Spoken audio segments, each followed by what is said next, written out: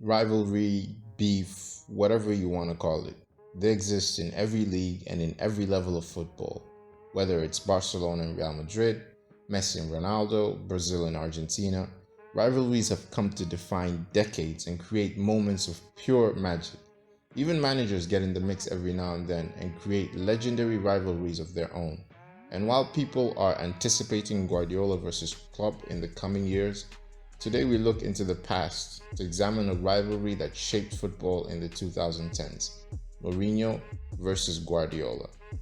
In my opinion, it's the closest thing to Wenger versus Ferguson since the early 2000s. But unlike Wenger and Ferguson, Mourinho and Guardiola's story is a bit different because while the two would eventually become bitter rivals, both of them were actually good work colleagues when Guardiola played for Barcelona and Mourinho was an assistant coach. Some even say they were friends with each other. In fact, they were pictured several times together discussing tactics, occasionally enjoying a laugh, and even in some reports discussing Catalan independence. But that is where the friendliness stopped. In 2001, Mourinho, who had established himself as a defensively minded tactician under the tutelage of Sir Bobby Robson, got himself a job with Benfica in Portugal. Guardiola, on the other hand, took the next step of his football career and moved to Brescia in Italy. Fast forward 5 years, and no one could have predicted what was to come.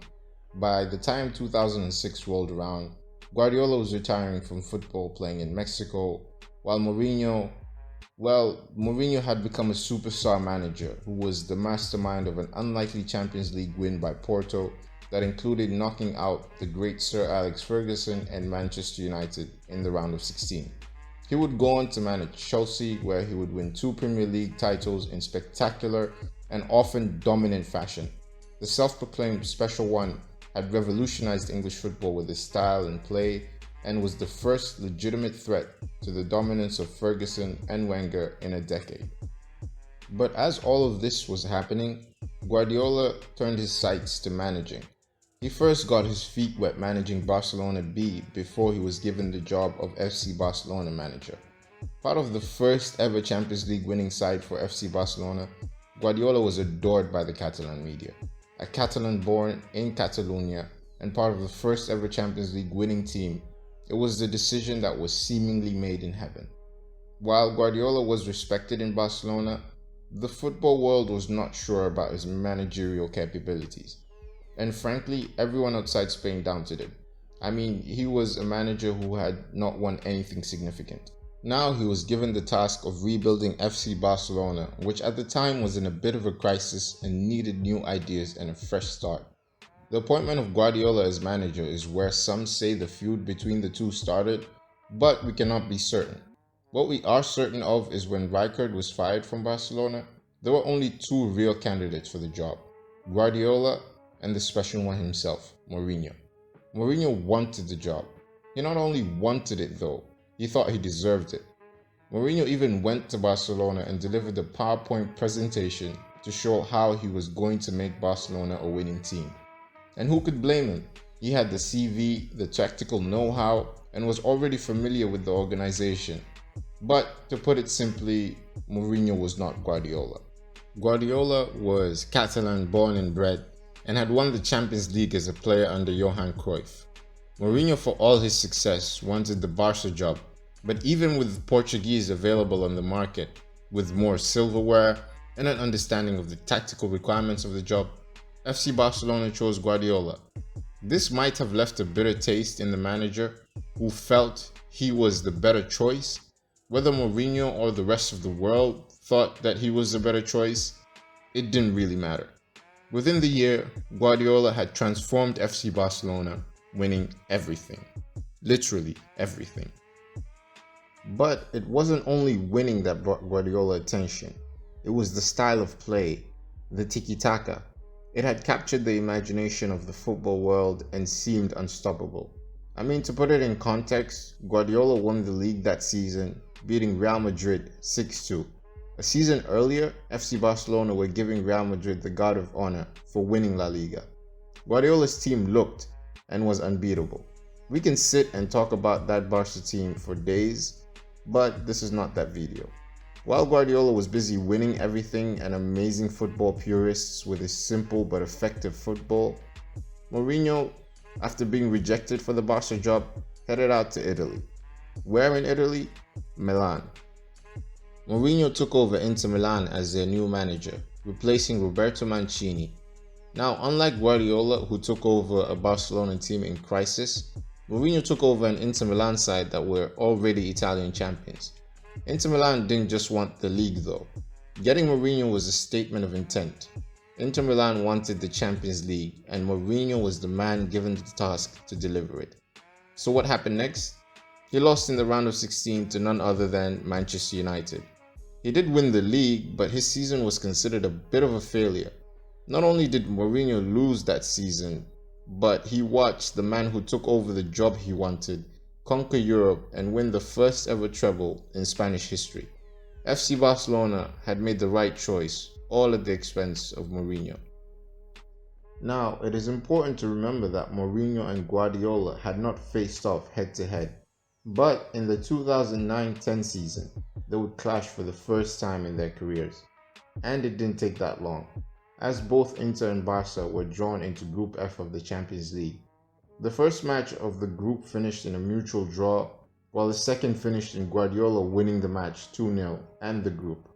Now, while all of this is happening, there hasn't been any direct shots fired between the managers, and things are pretty civil. While Guardiola continued to entertain and mesmerize with his FC Barcelona team, Mourinho knowingly or unknowingly had assembled a machine that had one job in mind: win everything, especially the Champions League. The second half of the season started with both teams vying for their respective league titles, domestic cups, and most importantly, the Champions League.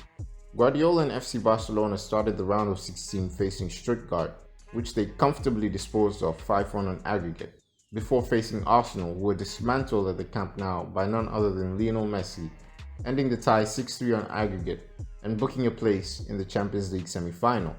Inter Milan, on the other hand, faced a tough opponent in Chelsea, which they won 3-1 on aggregate, and then CSKA Moscow, which they won 2-0 on aggregate, booking their place in the Champions League semi-final. Now, both teams could have faced either Bayern or Lyon, but fate would have it that they ended up facing each other. Now, before we talk about the semi-final matches, we must first briefly analyze the tactical approach of both managers. Guardiola, as we mentioned earlier, relied on intricate passing football with an emphasis on possession play. Mourinho was more pragmatic, more defensive-minded, relied more on counter, and obviously had to worry about Lionel Messi. There's actually a great video I will link below on Mourinho explaining his tactics for the first leg in Milan. So, on the 20th of April 2010, FC Barcelona took on Inter Milan at the San Siro in the first leg of the Champions League. The funny part about this is most people don't even talk about this game today. Inter Milan, although playing at home, were not favourites to win. And despite most people remembering the second leg more than the first one, in my opinion, Mourinho and Inter Milan produced an absolute masterclass. They were patient, did not panic despite going a goal down in the first half against the best team in the world.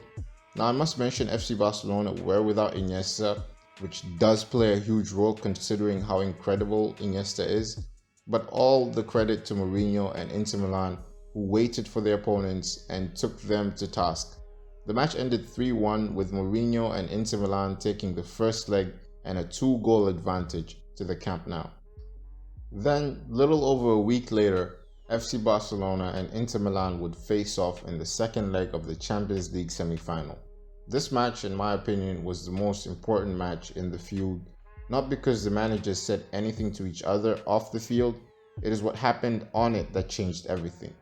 Now, despite coming in with a 2-goal advantage over FC Barcelona, people still expected them to pull through, but Mourinho and Inter Milan had other plans. The match started off slow, but completely changed in the 28th minute when Thiago Motta got an unfair red card. This pretty much changed the game. Mourinho and Inter Milan went into complete lockdown. One of the best defensive performances I've ever seen in my life.